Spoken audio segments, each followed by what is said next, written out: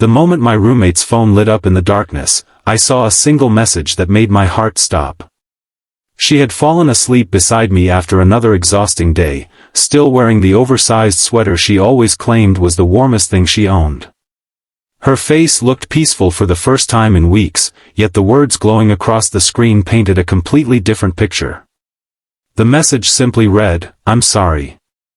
I don't think I can keep pretending everything is okay anymore."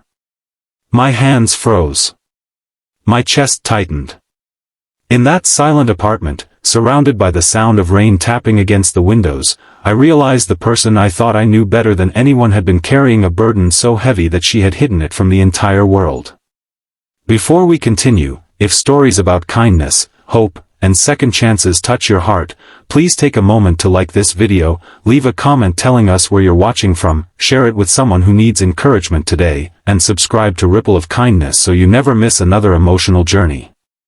For almost 2 years, Emma and I had shared our tiny apartment, dividing the rent, complaining about long workdays, celebrating birthdays with cheap cupcakes, and pretending frozen pizza counted as a balanced dinner.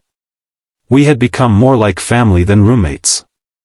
She always smiled, always asked how my day had been before talking about her own, and somehow found the energy to encourage everyone around her.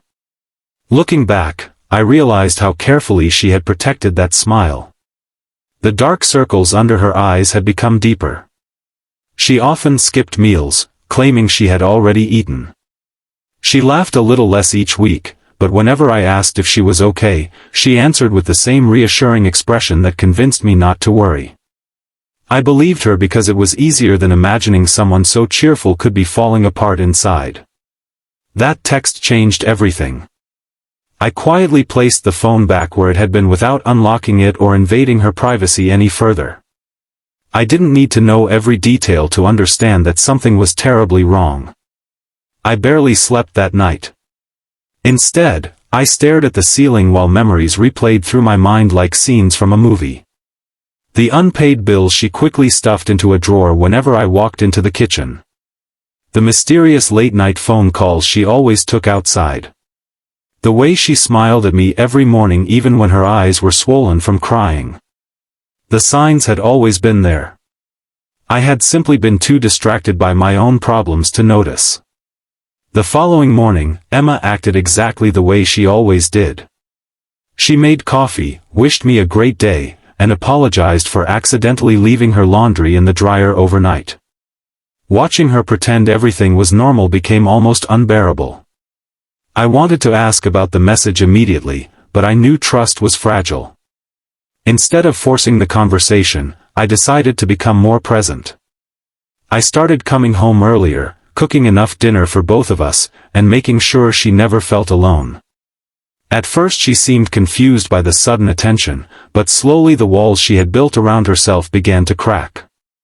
A week later, everything changed. I returned home unexpectedly after leaving work early because of a power outage. I found Emma sitting on the living room floor surrounded by unopened envelopes, her hands trembling as tears streamed down her face. She looked up with the expression of someone who had finally run out of strength. In that heartbreaking moment, there was no pretending left. Without asking questions, I simply sat beside her. Sometimes the greatest comfort isn't advice or solutions. Sometimes it's the quiet promise that someone will stay. Over the next hour, the truth slowly emerged. Months earlier, Emma's mother had become seriously ill. The treatments weren't fully covered, and Emma had secretly taken on every financial responsibility she could manage. She worked overtime, skipped meals to save money, sold treasured possessions online, and quietly emptied her savings account. She never told anyone because she didn't want to become someone else's burden. Every smile she gave the world had cost her another piece of herself. The text I had seen had been sent to a close family friend after another hospital bill arrived, leaving her convinced she could no longer keep pretending that everything would somehow work out.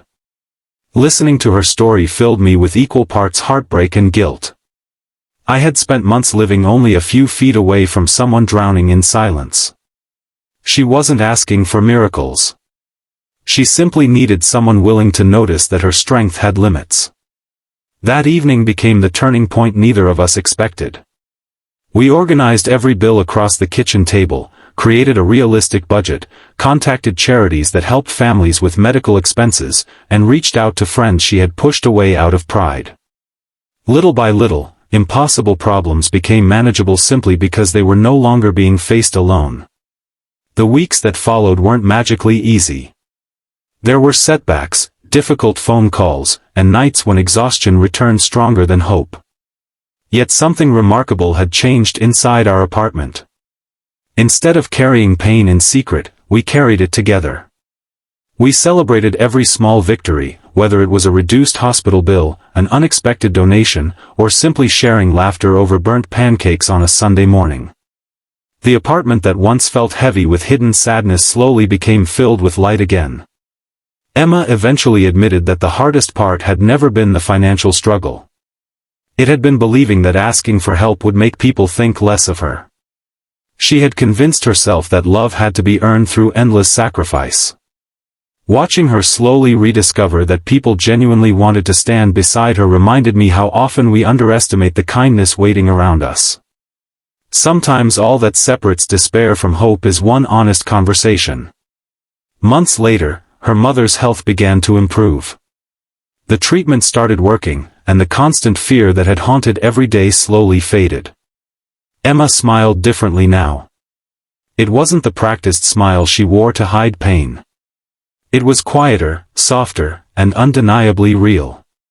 Every time I saw it, I remembered the glowing phone screen that rainy night and how close she had come to carrying her burden completely alone. One unnoticed message had become the beginning of a friendship even stronger than before, proving that life can change because one person chooses compassion instead of assumptions. If this story has touched your heart so far, please like this video, share it with someone who may be silently struggling, and subscribe to Ripple of Kindness. Your support helps these stories reach people who need hope the most. Before we finish, please leave a comment with the words, "No one should suffer alone." Your message might become the encouragement a stranger desperately needs today. As I look back now, I no longer remember that rainy evening as the night I accidentally saw a text message. I remember it as the night I finally saw my friend. Behind every polite smile, every reassuring answer, and every quiet act of kindness, there may be a story no one else can see. We cannot erase another person's pain, but we can remind them they don't have to carry it alone. Sometimes the greatest miracle isn't solving every problem. It's simply showing up, listening without judgment, and refusing to let someone believe they are forgotten. And in a world that often moves too fast to notice silent battles, that kind of kindness can save a life, one heart at a time.